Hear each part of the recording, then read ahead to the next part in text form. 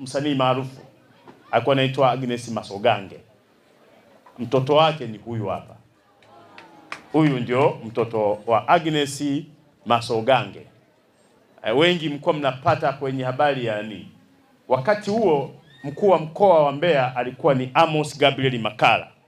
Leo ndio katibu mwenezi wa NEC na mafunzo wa Chama cha Mapinduzi.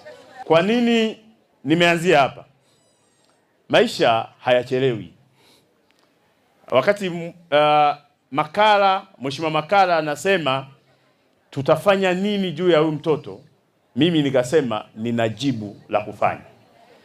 Nilimchukua huyu mtoto akiwa darasa la 7 kwenda kidato cha kwanza, nikaahidi mbele ya public kwamba nitamsomesha kuanzia kidato cha kwanza mpaka form 6 na hata chuo kikuu ikibidi.